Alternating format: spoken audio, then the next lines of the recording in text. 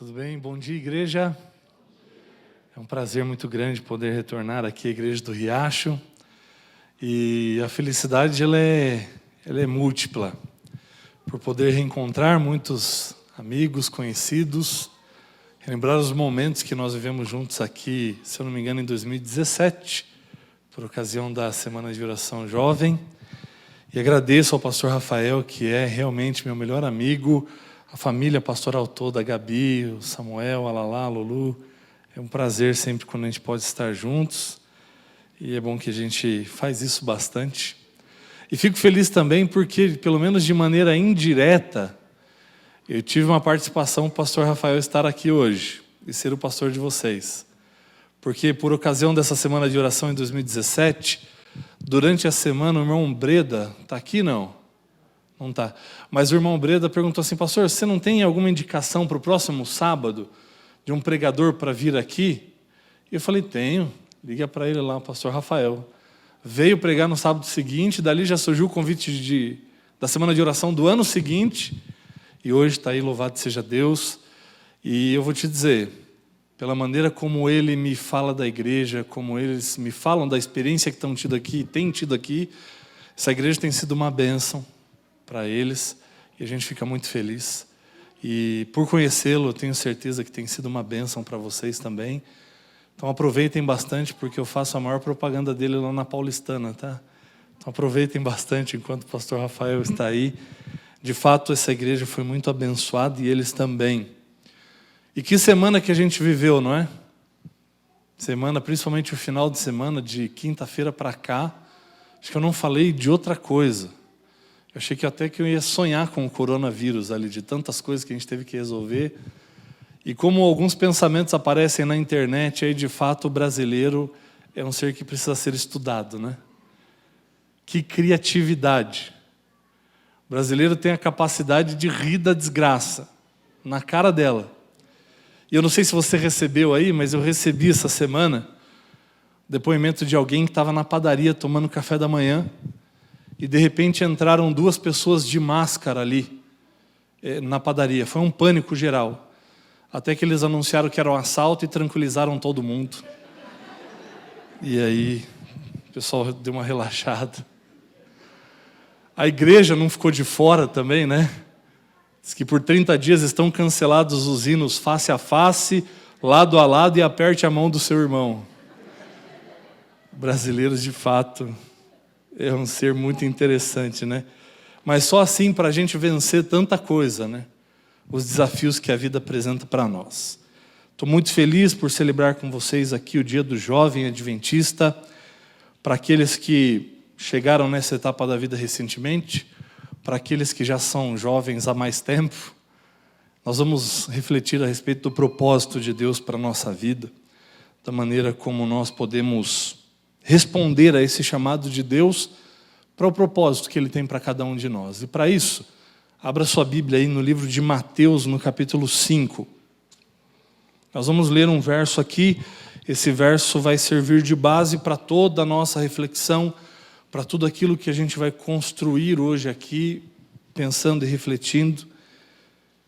E se nós adotarmos esse texto como um propósito para a nossa vida, vivermos à luz da consciência da realidade que esse texto traz para nós, eu penso que de fato muitas coisas podem ser diferentes.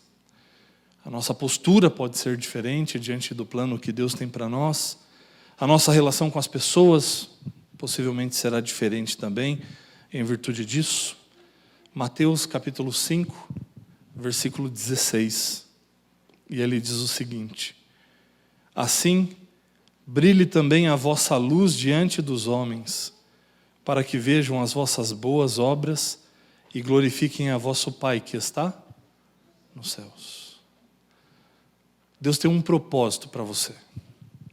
Deus te criou por um propósito e para um propósito. E dentro desse propósito de Deus, quando se vive esse propósito, a Bíblia diz que essa luz que Deus coloca em nós, ou que refletimos da parte de Deus, ela brilha aos olhos dos homens e os homens são levados a glorificarem a Deus que está nos céus. Esse é o propósito da nossa existência, da nossa vida. Outros textos da Bíblia vão confirmar isso a respeito dessa escolha de Deus e desse propósito de Deus para conosco. Gálatas capítulo 1, versículo 15. Paulo está falando de algumas coisas e ele diz que Deus o escolheu antes mesmo dele nascer. Isaías também vai mencionar isso, Jeremias, da escolha de Deus para que eles fossem profetas antes mesmo do seu nascimento. Antes mesmo desses homens virem à existência, Deus já tinha um propósito para a vida deles, e eu penso que comigo e com você não é diferente também. E o que me faz pensar isso é o fato de Deus ter criado você de maneira única, singular, porque como você não há outro. Só pode haver um propósito nisso. E isso pode servir a um propósito. Eu começo a entender que existem coisas que só você pode fazer dentro da história desse mundo e no plano de Deus. Recentemente conheci a história de um tenente que tinha sido recém-promovido. E ele estava entrando ali na sua nova sala, se ambientando com a sua nova mesa, nova cadeira, e com um novo posto agora que ele estava ocupando ali. E ele estava eufórico, ele precisava mostrar para alguém que agora ele estava num cargo ainda mais importante, numa posição ainda mais importante, e de repente ele vê se aproximando da sala dele um soldado raso. E aí ele pensou em impressionar aquele soldado, mostrar para ele que ele era importante, e o telefone nem tinha tocado, ele passou a mão no telefone só para dizer que estava falando com alguém importante. Ele disse: sim, coronel, pode contar comigo, fique tranquilo. E aí desligou o telefone e perguntou: pois não, soldado, o que você deseja? E o soldado disse: nada não, tenente, eu só vim consertar o telefone que estava quebrado. Às vezes a gente quer parecer o que a gente não é, né? Às vezes a gente quer viver uma vida que não é nossa, que não é para nós. E aí nós vivemos um conflito entre aquilo que nós somos e aquilo que talvez pretendemos ser e aquilo que achamos que as pessoas esperam que nós sejamos. E quando nós entramos por esse caminho, por essa vereda, nós acabamos nos distanciando do plano único que Deus tem para nós. Como Ele nos criou, com os dons que Ele nos dotou, com a capacidade que Ele deu a cada um de maneira singular. Muitas pessoas adoecem porque vivem uma vida que não é sua.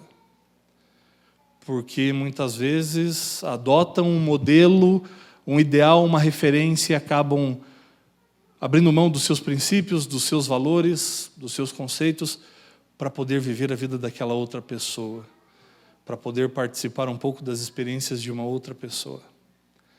Pastor Rafael, estamos fazendo um curso juntos e isso tem trazido um entendimento muito precioso para nós a respeito do comportamento humano em algumas situações também. Existem dois conceitos que precisam andar de mãos dadas, que é o conceito de identidade e de integridade. Identidade e integridade. Identidade é aquilo que se é a sua essência, aquilo que molda você. E deveria determinar aquilo que você faz, deveria determinar os seus atos, deveria determinar todas as suas escolhas, com base nos seus princípios, os seus valores, naquilo que você é. E integridade é o quão coerente você é ao que você é. Integridade é a coerência que você tem de agir conforme aquilo que você é, conforme os seus princípios e os seus valores. Agora, muitas pessoas, para serem aceitas por um grupo, por uma comunidade, elas acabam deixando de agir de acordo com aquilo que são.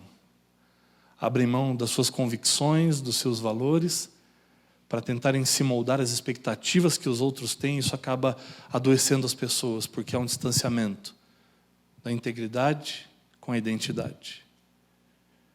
E dentro do processo de salvação, dentro da nossa caminhada espiritual, isso precisa andar junto também. Primeiro, para você não cair na mornidão, porque pode parecer que tudo está bom. Mas quando você de fato é coerente com aquilo que você é por essência, você reconhece a sua real condição. E esse é o primeiro passo para que você possa crescer e se desenvolver espiritualmente também. E alcançar o potencial que Deus sabe que você pode alcançar, para o qual Ele criou você. E pensando nesse aspecto de integridade com identidade, eu me lembro de alguns personagens da Bíblia que me chamam a atenção porque tinham uma identidade muito clara, muito forte também. E eram íntegros, por quê? Porque agiam de acordo com aquilo que eram. E o que me impressiona é que Deus, apesar de eles serem como eram, Deus os usou mesmo assim. E aí eu tiro uma grande lição para mim. Eu gostaria de mencionar alguns casos aqui que ilustram isso. Elias. A Bíblia vai mencionar, e quando a Bíblia vai começar a contar a história dele, diz Elias o Tesbita. Elias era natural de Tisbé. Se você tiver mais curiosidade, procura no mapa da sua Bíblia. Muitos mapas nem mencionam, nem registram a localidade de Tisbé, porque era uma cidade muito pequena. No contexto sociocultural, econômico da época, uma cidade relevante. E aí eu fico pensando em todo esse contexto, na necessidade que havia de alguém que fosse até o rei, que lhe desse a repreensão necessária. Deus vai lá no interior do interior buscar aquele homem, porque ele tinha aquelas características. Deus não chamou Elias e disse assim: Elias, faz o seguinte, você vai passar por uma faculdade primeiro, você vai aprender algumas coisas para deixar esse jeito mais rudimentar que você tem, vai aprender a falar direito, para daí eu usar você. Deus não faz isso. Deus usa Elias como Elias era, do jeito que Deus permitiu que ele fosse, do jeito que a vida também o moldou naquele sentido. Deus não precisou transformar Elias em outra pessoa para que pudesse usá-lo, mas Deus viu que o Elias, do jeito que ele era, com a criação que ele recebeu, com o jeito que ele se desenvolveu na vida e estava naquele momento, era a pessoa certa para isso. Talvez se fosse alguém mais polido do que Elias, não teria coragem de estar diante de Acabe, olhar para ele e dizer assim: por 3 anos e meio não vai cair uma gota de água sobre a terra. Mas Deus usa aquele homem que tinha consciência da sua identidade e que agia com integridade, com base nos seus princípios e nos seus valores. Deus precisava de alguém de fibra para aquela situação. E foi buscar esse homem que tinha isso, porque Elias era assim. Eu fico pensando em Paulo. Paulo, um doutor da lei, um homem muito estudado, só que um radical, um extremista. Era tão extremista e tão radical que era capaz de matar quem cria diferente dele. Tamanha a sua convicção. E quando Deus tem um encontro com ele e vai chamá-lo para um propósito especial, ele não deixa de ser radical. Só que aí Deus canaliza esse radicalismo dele, e antes um cara que era radical a ponto de matar pelo que cria, agora ele é radical a ponto de morrer pelo que ele cria. Mas Deus usa Paulo do jeito que Paulo é. Ele não precisa deixar de ser Paulo. Ele não precisa se parecer com outra pessoa. Deus vai usá-lo de acordo com a sua característica. Pedro, cara impulsivo. Falava antes, pensava depois, por isso se arrependia muitas vezes. Olha o que Deus faz com esse cara.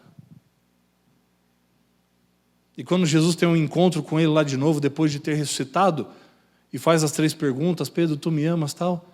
Ele diz assim: apacenta as minhas ovelhas. O que Jesus está dizendo é: Pedro, não mudou nada, continua, eu tenho um plano para você. E eu vou usar você do jeito que você é. Eu não quero que você seja uma outra pessoa. Eu quero o melhor do Pedro. Eu quero o melhor do Elias. Eu quero o melhor do Paulo. Eu não quero que o Paulo seja outra pessoa. Aí Pedro, mencionei isso para os jovens na classe da escola sabatina, Pedro está andando com Jesus ali, né, comer o peixe ali na praia. Jesus chama Pedro para ter uma conversa com ele e vai dizer: Pedro, é o seguinte, eu tenho uma coisa para te falar, você vai morrer do mesmo jeito que eu morri. E aí Pedro se choca com aquilo, que viu Jesus ser crucificado. E aí Jesus está falando: você vai ser crucificado também. Aí Pedro olha e está o João ali perto. Aí o que Pedro pergunta para Jesus? Tá, mas e com o João vai acontecer o quê? O que Jesus responde? Em outras palavras, Jesus diz assim: não te interessa, Pedro. Porque o plano que eu tenho para o João serve para o João. Você tem que se preocupar com o plano que eu tenho para você. E você já entendeu qual é o plano que Deus tem para você? Qual é o propósito que Deus tem para você, do jeito que você é, com aquilo que Ele dotou você? na sua existência, na história desse mundo. E talvez alguém esteja pensando, mas eu não consigo, eu acho que nem tem um plano para mim assim e tal. Será que não? Porque em maior ou menor medida todos nós influenciamos alguém. Para pensar. Você consegue se lembrar de alguém que poderia, de repente, perder uma noite de sono por causa de você? Sim ou não? Mas será que tem alguém que poderia dormir melhor por causa de você? Será que tem alguém que pode ter um dia mais agradável por causa de você? Ou que pode ter um dia ruim por causa de você? Então você começa a perceber a sua influência. E dentro dessa esfera de influência, Deus estabeleceu você para que brilhe ali a sua luz. E quando os homens virem a sua luz, eles possam ser levados a glorificarem a Deus que está nos céus. Deus escolheu você. E dentro disso, nós poderíamos envolver muitas coisas dentro do aspecto espiritual. Por uma tendência até cultural, de uma ênfase que foi dada por muito tempo, muitos anos. A gente às vezes estabelece um padrão de espiritualidade. Olha, para você ser alguém espiritual, você tem que ler a lição da escola sabatina, a meditação do ano, e fazer tudo isso antes de sair de casa, na primeira hora do seu dia e tudo mais. A gente às vezes tenta padronizar a experiência espiritual, né? Tem que ser assim. Como se isso fosse uma amostra de quem realmente está chegando lá. Aí eu fico pensando, alguém que vai dar um testemunho aqui na frente e fala, olha, eu passo pelo menos 1 hora em silêncio com Deus todos os dias. Aí eu fico pensando, uma mãe ou alguém que tem uma carga horária de trabalho maluca aí e tal, fica pensando, nossa, ele passa 1 hora com Deus, tudo que eu queria era 1 hora no meu dia. Aí toma isso como base para a vida espiritual e fica se julgando, se culpando, porque entende que para a sua vida tem que valer o que vale para a vida da outra pessoa. Aí eu lembro da história de Saul, de Davi e Golias, que o Saul foi colocar a armadura dele no Davi, né? Aí Davi não conseguiu andar, e ali traz uma lição para nós. A armadura de Saul não serve para o Davi. A experiência de um não serve para o outro. Às vezes a gente vai promover algumas coisas de questões espirituais na igreja, e eu vou abrir meu coração para vocês. Quando começa a promoção dizendo assim, ó, você tem que, já cria um bloqueio na minha cabeça já. Tem que ser na primeira hora do seu dia. Vocês não têm noção como isso me incomoda. Sabe por quê? Porque para mim, ter esse momento não é melhor na primeira hora do meu dia. Porque eu estou num processo de acordar ainda, sabe? E aí eu fico pensando, quem que tirou essa ideia de que tem que ser? Eu fiquei lembrando lá no Jardim do Éden, que horas que Deus vinha ter com Adão e Eva? É no final do dia, então nós estamos fazendo tudo errado já. Aí eu fico pensando, o povo de Israel no deserto, que horas que eles liam a meditação, a lição da escola sabatina e a Bíblia? Que horas que era? Que horas? Tinha Bíblia? Não tinha Bíblia ainda. Não tinha lição, não tinha meditação. Como é que era a espiritualidade desse povo? E aí a gente estabelece um padrão. Esses dias, um senhor até veio conversar comigo, e aí ele me confidenciou assim, a experiência dele. Ele fala, pastor, eu tenho que ajoelhar na sala da minha casa todo dia antes de sair. Eu, não, ok, que ótimo que você ora antes de sair. Só que aí ele me disse, e é o seguinte, tem dias que eu acordo um pouco atrasado, quando eu chego no elevador percebi que eu não ajoelhei, eu tenho que voltar, ajoelhar, orar para poder sair. O que você acha que está acontecendo? Está dando mais valor para o rito do que para a coisa em si. Deus não vai ouvir sua oração se for em pé no elevador, é isso? E às vezes a gente valoriza mais essas coisas e acha que o que é bom para um vai ser bom para mim também, não. O importante é que você tenha um contato com Deus para estar o tempo todo ligado com Ele, conectado com Ele. Não é que você se transforme numa outra pessoa, não é que você não valorize a sua condição e os seus valores, mas Deus criou você e tem um plano para você. Então deixa de se comparar, porque a comparação, principalmente dentro do nosso ambiente religioso, ela acaba matando a fé de muitas pessoas. O importante é que você tenha comunhão com Deus, que você ande com Deus o tempo todo.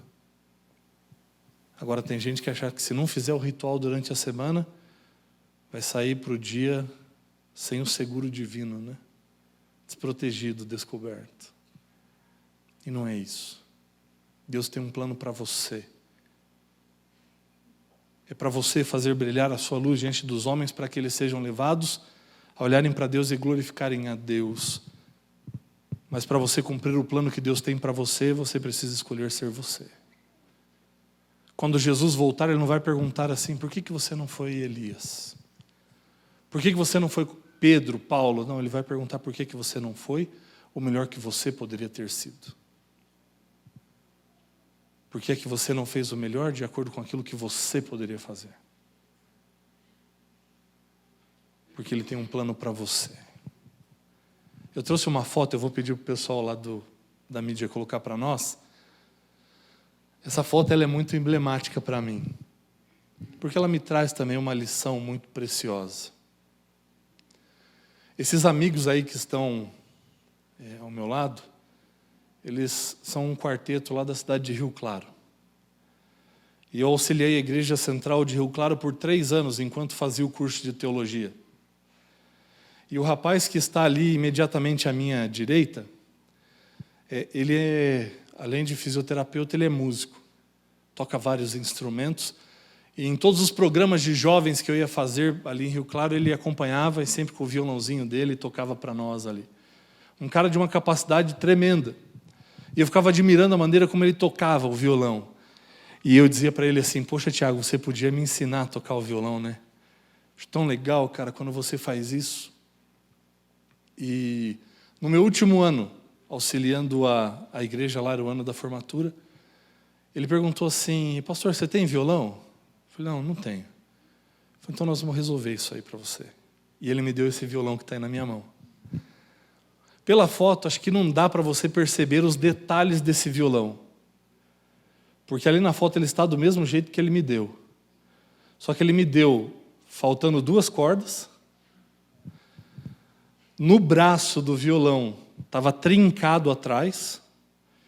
E bem ali onde está a minha mão, onde você afina as cordas ali, aquela parte do meio estava rachada. Falei, pô, presentão, hein, Tiago?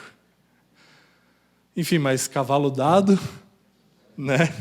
Peguei. Falei, vou consertar e vou aprender a tocar o violão. Me formei, comecei o ministério em Bugaçu, uma cidade da grande São Paulo aqui, e o violão ficou encostado num canto de casa. Até que um dia, olhei para o violão e falei assim, quer saber? Chegou a hora. Eu vou aprender a tocar esse negócio aqui. Peguei o violão do jeito que estava, fiz uma pesquisa no Google, e olha só, para minha felicidade, tinha um especialista em restauração de violão lá na cidade de Embu-Guaçu. Levei no cara o violão. Falei, amigo, precisava ver o que dá para fazer aí. Porque as rachaduras eram severas ali mesmo. E aí ele olhava o violão, girava de um lado, e olhava dentro da caixa ali do violão, e voltava, e olhava para o braço e tudo. E olhava para mim. Falei, ok. Aí ele olhou e falou assim, faz tempo que você tem esse violão? Falei, não, ganhei no final do ano passado de um amigo meu. Aí ele falou assim, esse amigo seu entende de música? Falei, eu acho que entende. Por quê? Aí ele olhou e falou assim, esse aqui é um Giannini. Falei, tá bom. Aí ele falou assim, é de 1930. Eu falei, sim, tá velho, por isso que tá assim, desse jeito. Aí ele falou assim, não, você não está entendendo. Isso em 2010. Ele falou assim, do jeito que ele está aqui agora, sem eu pôr a mão, faltando as 2 cordas, com o braço rachado, a parte da afinação aqui também rachada. Do jeito que está aqui, eu consigo um comprador por R$1.000. Em 2010, R$1.000 num violão daquele jeito. Ele falou assim, se você aguardar aí mais uns 5, 6 anos, você vai vender esse violão aqui por não menos do que 10 mil. Falei, você está brincando? Ele falou, é sério. Eu falei assim, acho que meu amigo não manja tanto de música, então. Aí, quando ele me deu essa notícia, coincidentemente, dias depois, o Tiago me liga falando assim, Igor, nós vamos fazer o lançamento do CD do nosso quarteto, a gente queria que você fosse o orador ali do lançamento, da consagração e tal. Falei, ok. E aí me veio a ideia de devolver o violão para ele, porque eu acho que ele não sabia do valor que aquilo tinha. E naquele dia do evento, como vocês podem ver, eu levei o violão. E eu perguntei para ele: Tiago, você lembra desse violão? Ele falou assim: lembro. Eu estou vendendo, você não quer comprar? Aí esse outro rapaz da extrema direita aqui, o Anderson, ele falou assim: mas vai pagar quanto? R$50? Na amizade ainda. E aí eu pude contar para eles. Falei: vocês não sabem o que aconteceu. E aí eu falei do valor que aquela peça tinha. Que na ocasião do lançamento já valia pelo menos R$10.000.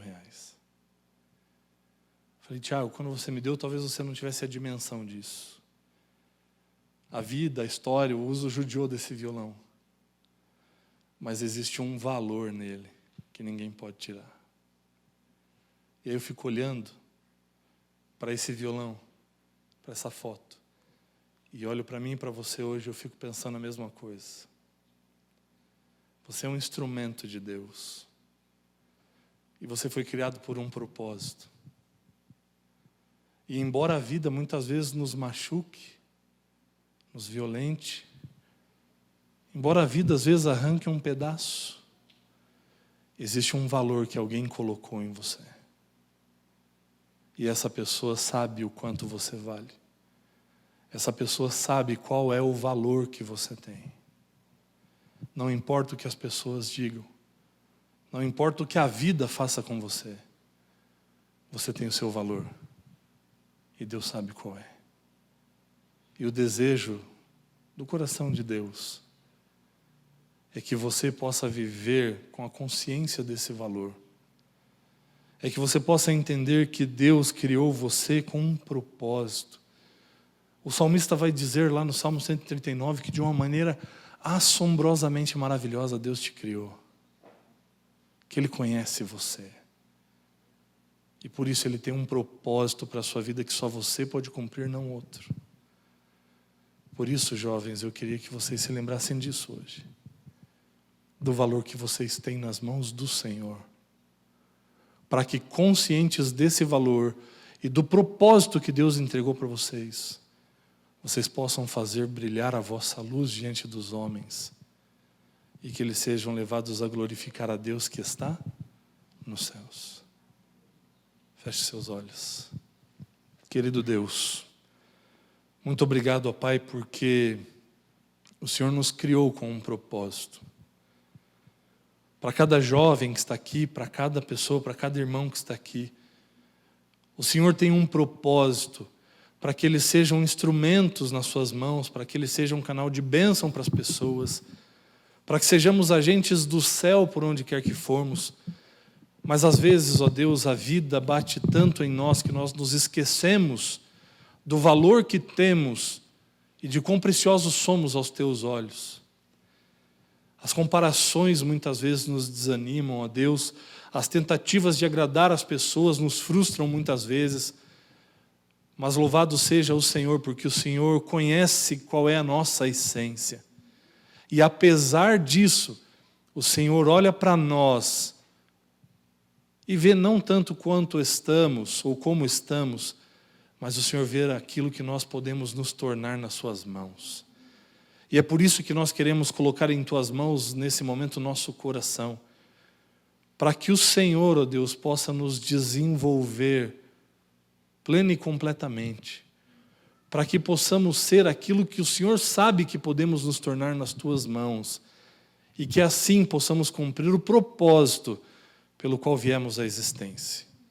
Abençoa, querido Deus, cada um desses jovens, que diante dos desafios da vida que eles enfrentam, eles não sucumbam, ó Deus, mas possam ser íntegros àquilo que tem no coração, a sua identidade como filhos e filhas de Deus, e que eles possam espalhar por aí a luz do céu, a luz do caráter de Cristo Jesus, e que ao olharem para eles as pessoas possam ser levadas a olharem para Cristo nosso Salvador.